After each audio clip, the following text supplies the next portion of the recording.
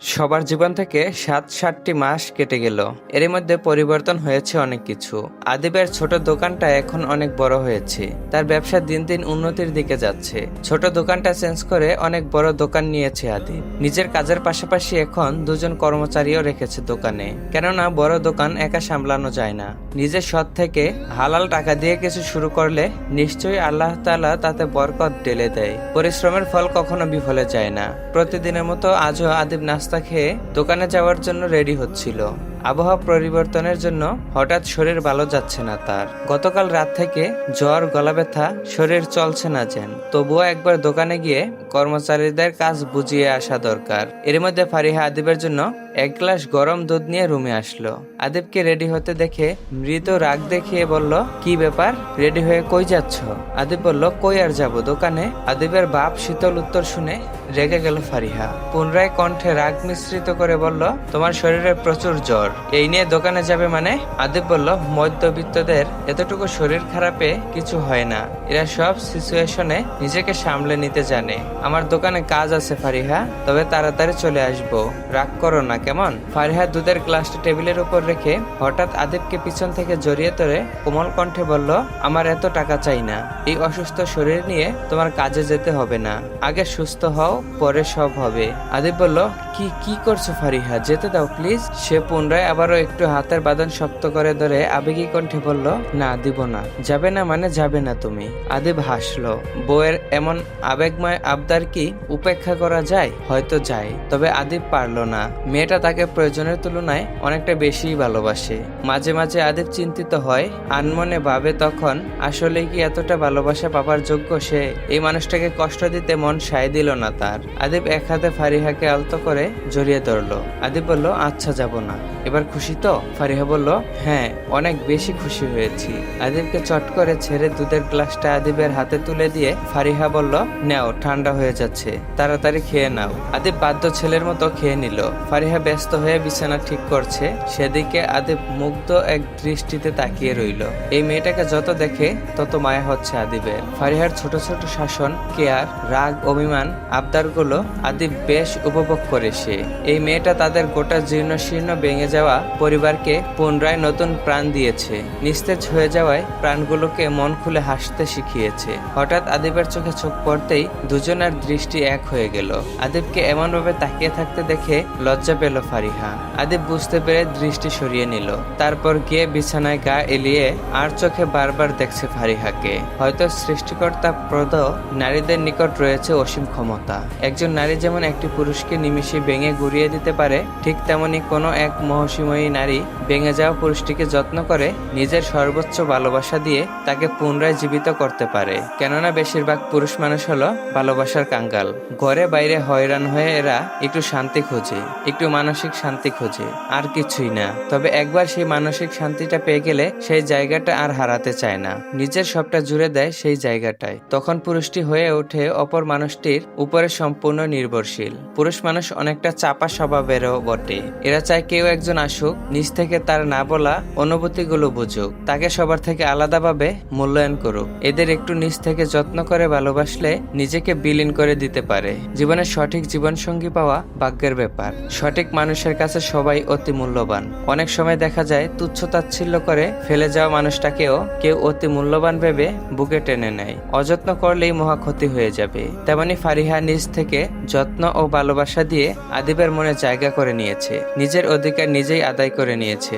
এখন আদিব ও ফারিহার মাঝে সুন্দর একটা সম্পর্ক তৈরি হয়েছে। প্রথমে আদিব ফারিহার থেকে নিজেকে গুটিয়ে নিত। তীক্ষ্ণ বুদ্ধিমতী ফারিহা বুঝলেও না বুঝে ব্যাপারগুলো এড়িয়ে যেত। একবার ভয়ঙ্কর ভাবে ভেঙে যাওয়া মানুষগুলো কি এত সহজে কাউকে পুনরায় আবার নতুন ভাবে ভালোবাসতে পারে? না, পারে না খুব সহজে। একবার আঘাতপ্রাপ্ত মানুষগুলোর যে ভয় হয় পুনরায় অন্য কাউকে বিশ্বাস করতে, তবে এদের সঠিক যত্ন নিলে তারাও পুনরায় জীবিত হয়ে প্রাণ সঞ্চার হতে পারে। ফারিহা বুঝতো নিজ থেকে এসব নিয়ে ঝামেলা না করে আদিবকে সময় দিয়েছে সে। একটু একটু করে আদিবের সাথে মিশেছে সে, যদিও আদিব কখনো প্রকাশ করছে না তার মনের অনুভূতি। তবে ভেঙে যাওয়া মানুষটা পুনরায় আবার কাউকে ফিল করছে।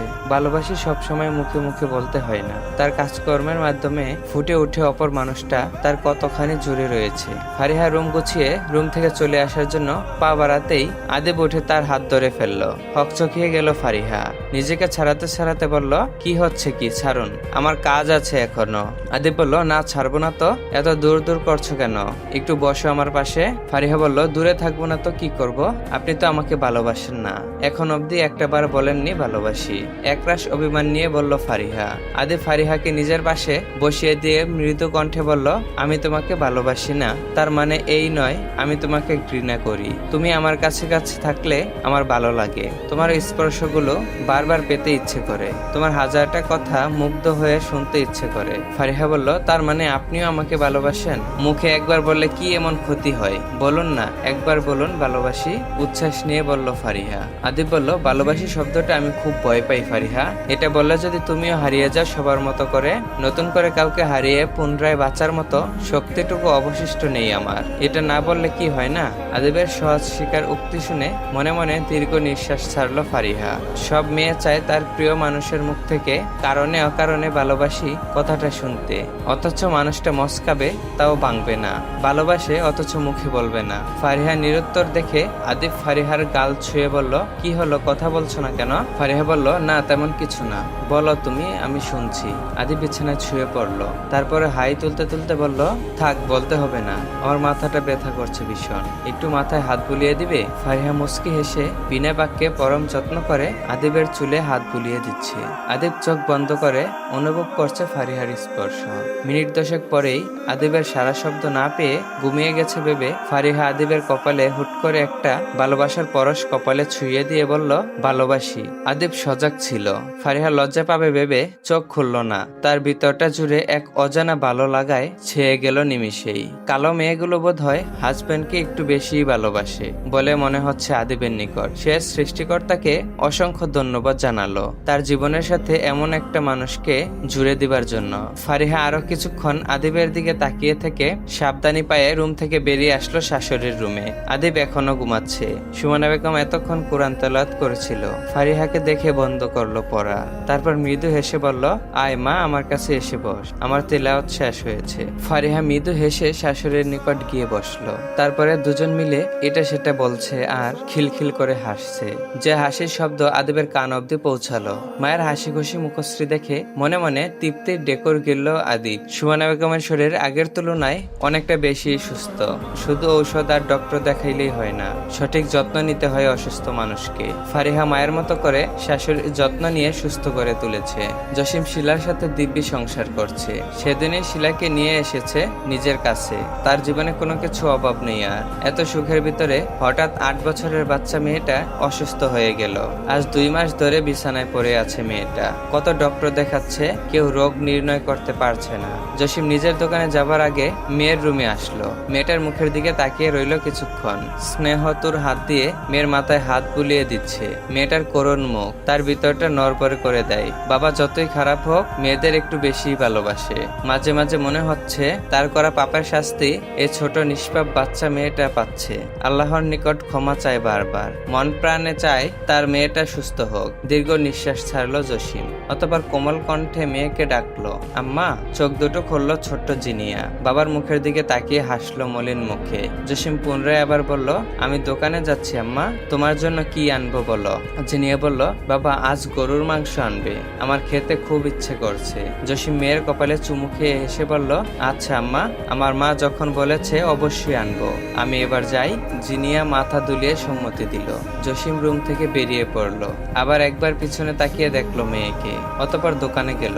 না, এখানেও ভালো লাগছে না তার। শিলার সাথে একটু কথা বলে নিল।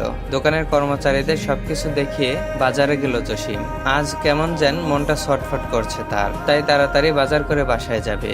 মেয়েকে নিয়ে গরুর মাংস দিয়ে একসাথে দুপুরে ভাত খাবে। তাই দেরি না করে খুশি মনে ছেলে মেয়েদের পছন্দ মতো ব্যাগ ভর্তি বাজার করে বাইক স্টার্ট দিল জসিম। কিছু দূর যেতেই ফোনটা বেজে উঠলো তার। বাইক এক পাশে থামিয়ে ফোন হাতে নিয়ে দেখলো এক কর্মচারী রহমান আলীর ফোন। যা দেখে বিরক্ত হলো জসিম। মুখ দিয়ে বেরিয়ে আসলো অকাত্য গালাগালি। একটু আগে সবকিছু বুঝিয়ে দিয়ে আসতে না আসতে ফোন দেওয়া শুরু তাদের। রাগী হয়ে ফোন রিসিভ করে কিছু কটু কথা শোনার আগেই ওপাশ থেকে মানুষের হইচই কানে আসলো জসিমের। সে ব্যস্ত হয়ে বলল, হ্যালো হ্যালো রহমান, কি হয়েছে, কোথায় তুই? রহমান বলল, সার সর্বনাশ হয়ে গিয়েছে, আমাদের মার্কেটে আগুন লেগেছে, সব পুড়ে যাচ্ছে স্যার, সব পুড়ে যাচ্ছে। মুহূর্তেই মুখটা বিষণ্ণতায় ছেয়ে গেল। আতঙ্কিত হয়ে মাথায় হাত রাখলো জসিম। তার কত সাধনার পরে গড়ে তোলা এই ব্যবসা এভাবে সব পুড়ে ছাই হয়ে যাবে? না না, এ হতে পারে না, তাকে কিছু একটা করতেই হবে। হিতাহিত জ্ঞান হারিয়ে জসিম দ্রুত ফুল স্পিডে বাইক স্টার্ট দিল। হুট করে কোথা থেকে একটা ট্রাকের মুখোমুখি হয়ে ধাক্কা খেয়ে পুনরায় চলন্ত ট্রাকের নিচে চাপা পড়লো জসিম। আকাশ পাতাল একটা চিৎকার হলো, আল্লাহ গো! মুহূর্তে জসিমের দেহ থেকে প্রাণ উড়ে গেল ওই দূর আকাশে। ঘটনা এত দ্রুত হলো, কেউ কিছু বোঝার আগেই রাস্তার সাথে পিষে গেল জসিম। ছিন্ন ভিন্ন হয়ে এদিক ওদিক ছড়িয়ে ছিটিয়ে জসিমের নিস্তেজ হওয়া দেহখানা। মেয়ের সাথে গরুর মাংস দিয়ে ভাত খাওয়া আর হলো না। চিরবিদায় নিয়ে চলে গেল জসিম। রাস্তার টকটকে লাল রঙে মাখামাখি। এমন নির্মম মৃত্যু দেখে আতঙ্কিত মানুষ। চেহারা থেতলে গিয়েছে, মাথার মগজ ছিটকে গিয়েছে দূরে, পেট ফেটে নাড়িভুড়ি আলাদা হয়ে গিয়েছে। মানুষটা শনাক্ত অবধি করতে পারছে না কেউ।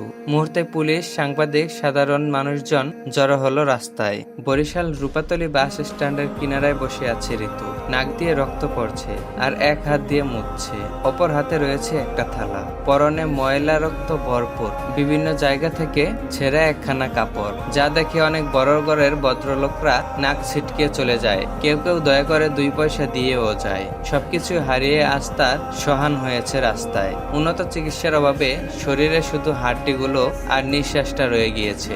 নিজের কাছে যতটুকু সম্বল ছিল নিজের চিকিৎসার জন্য খরচ করেছে ঋতু। তাতে কিছুই হলো না। টাকা নেই, কাজ করার শক্তি নেই। একেবারে নিঃস্ব হয়ে পথে পথে ঘুরছে মেয়েটা। 4 মাস হয়েছে ঢাকা শহর ছেড়ে বরিশাল এসেছে। এই বাস স্ট্যান্ডেই থাকছে সে।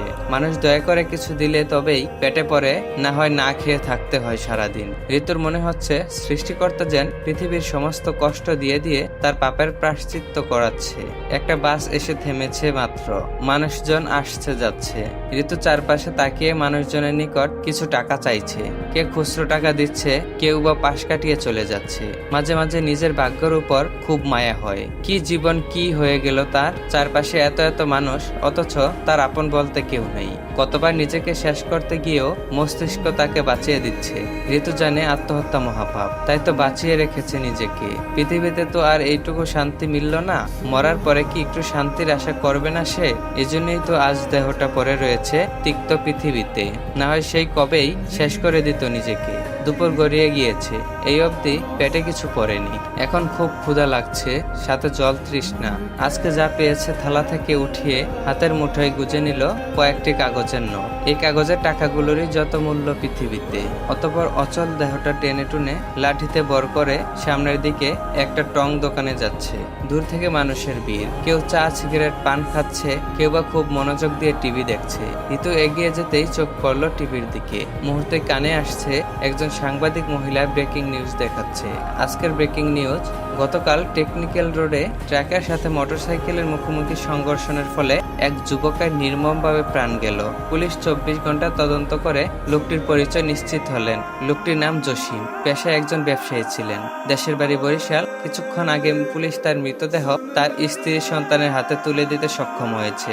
পর মুহূর্তে ভিডিও ফুটেজ আসলো, যাতে নির্মম কিছু দৃশ্য দেখা যাচ্ছে।